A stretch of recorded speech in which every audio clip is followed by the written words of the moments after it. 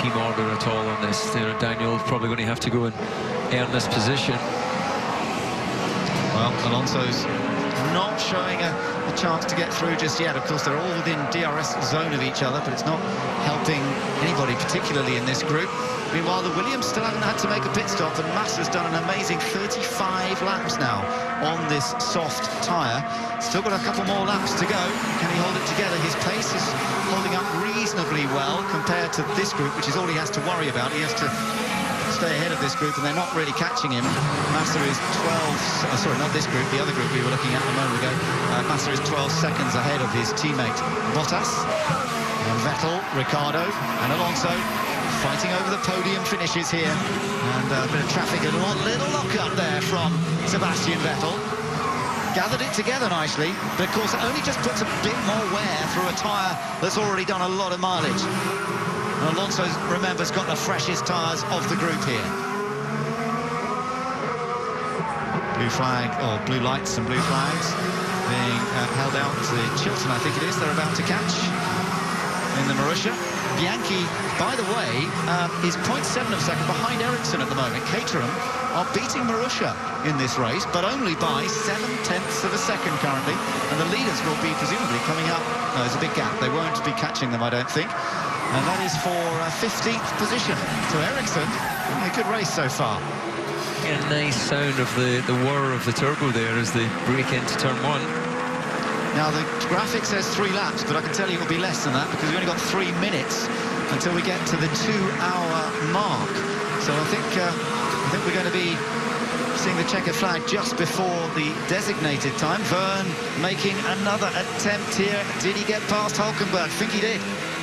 Good, aggressive racing, but he does have a 5-second penalty, so he won't actually finish ahead of Verne once the sorting out is done. So the 5-second stop go, it's saying, so he has to come into the pit box for that, surely. It doesn't say time added after, or am I just misinterpreting? I think it will be added afterwards. Yeah, I think it will be. Chilton getting out of the way there. It's the same that Magnussen had, didn't he, last time out. So you stop and go if you are doing a pit stop, but you get it added afterwards otherwise. And I'm talking Magnussen. He is in the points, by the way, still. Just he's in 10th place. Actually, he's only half a second behind Hulkenberg, so we might see maybe it's different there. So we'll take another look at that in a minute.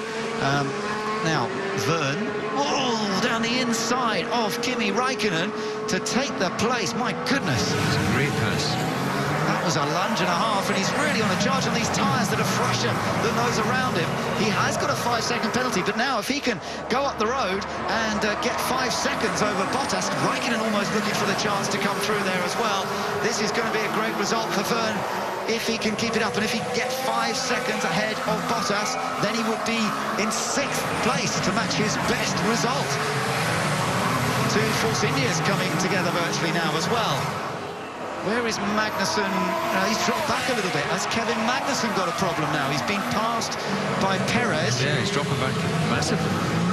So both McLaren's in trouble, not likely to score points here today, whereas Force India are going to, as long as they don't take each other off, are going to score points. We have seen them make contact once this year. That was in Hungary.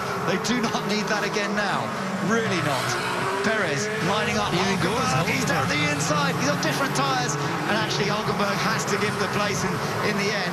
Perez on the super soft tyre. He's done 17 laps on those, but the points are crucial for the team. And Perez now up into 9th place, Hulkenberg in 10th. Well, look at the clock, counting down. Yeah, so it's come to a timed race. It'll be checker flag next time around by the looks of it. Hamilton leading this Grand Prix. Vettel still holding on to 2nd place. Ricciardo is 3rd. Alonso desperate to get on the podium, but he's just not able to do anything about the Red Bulls at the moment in 4th. We are on the last lap, and there's a move here for Sergio Perez, is there? Not quite, but he's on fresher tyres. But Raikkonen's made a mistake. He had to defend that, so he'll have an opportunity with DRS down into 7. Oh, he's going to go to the inside. It's almost squeezed out of the way there by Kimi Raikkonen. That was absolutely crucial, actually. He just went too early, and that gave Raikkonen the chance to close the door. He had to lift out of it. Perez Perez still hunting around after that great run he had in Italy last time, beating Button.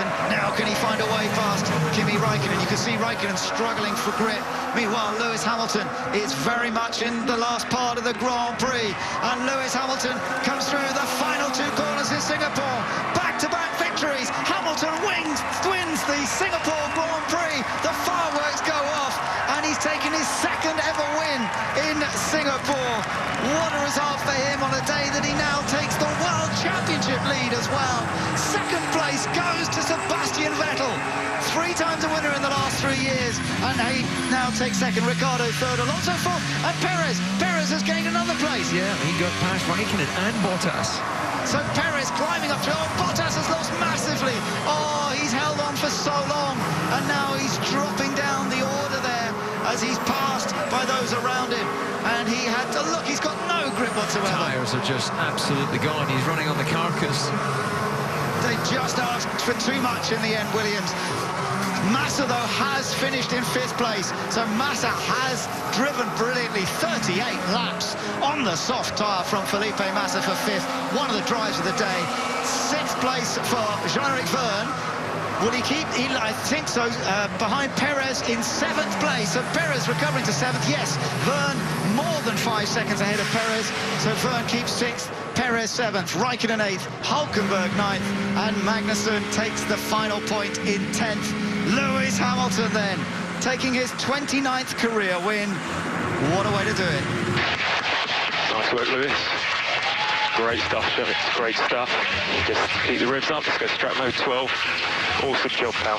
Awesome job. Fantastic job this weekend, guys. Thank you so much for all your hard work. Starting to really pay off. Thank you. It's his 7th win this year versus 4 now for Rosberg. And it's put him into a 3-point World Championship lead. What a result for Lewis Hamilton. Just when he needed it, and we now have a very tight championship race going into the last 5 Grand Prix. Always spectacular here in Singapore. Ultimately, David, he had the answer for everybody, even when the safety car came out at an awkward time for him. Well, that really gave us an impression of just how much they had in hand when he was doing the first phase of this Grand Prix. It was, they put him in a situation where he had to overtake, but with fresher tyres. And he just set off and pulled out that 20-odd second lead. So, super impressive performance from Hamilton. Perfectly driven, stayed out of trouble. Yeah, good man, good man. Well done, Sebi, nice job. Really good. You made that stint incredibly long. Well done. Okay, good boys. Good job, obviously. The safety car had us right over, but we still managed to get the maximum there was anyways. So, great job. And yeah, I didn't have any tyres left. I did everything I could. And that's Vettel's best finish of the year. He's had a couple of 3rd place finishes this season, but it's the first time he's finished 2nd. It's only the 2nd time, I think, this year he's beaten his teammate when they've both finished the Grand Prix. But a double podium for the Red Bull team, and that's very, very impressive after what has been a tough season for them. They'll be delighted about that.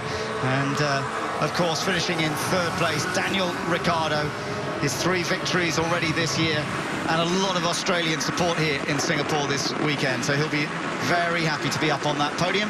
Alonso, though, in the end, David, defeated, had to settle for 4th position for Ferrari. Yeah, but still, I think they can't be too disappointed with that. They're right on the tail of Red Bull, and it does look like, whether it's just this circuit, the tyres that they were using here, or maybe some upgrades, that Ferrari were generally a bit stronger. Raikkonen, you know, got closer to Alonso, wasn't able to deliver over the full Grand Prix, but this man certainly was. What a fantastic result. Yeah, Hamilton just dominating the race in the end, despite the situations that were thrown at him. You see the pickup there on the tyres, the drivers run off over the marbles because all of that rubber that's now then picked up on the surface of the tyre adds weight to the car. So when it goes to the scales, if you're at all marginal, then you've just managed to add a kilo or a couple of kilos of you know, rubber that's been lying on the side of the circuit. Nice to see Vettel coming across to congratulate Lewis Hamilton, who has won here in Singapore. He won here in 2009. 新加坡夜间车赛落幕，在排位赛中勇夺杆位的马赛迪车手汉密尔顿不负众望夺得了冠军。这场胜利也让他反超队友罗斯伯格，以3分的优势登上了车手榜榜首。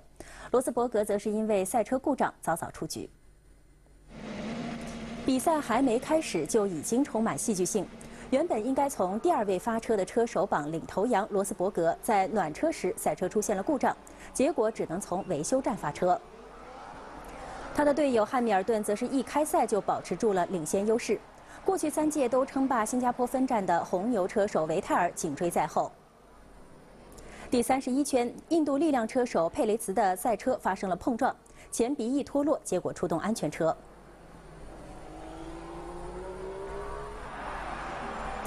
汉密尔顿之后继续领先，却在剩下最后10圈进站时被维泰尔超越。不过他奋起直追，很快便夺回领头位置，并率先冲过了终点。维泰尔位居第2，维泰尔的队友里卡多第3。Nice work, Lewis. Great stuff, Shevitz. Great stuff.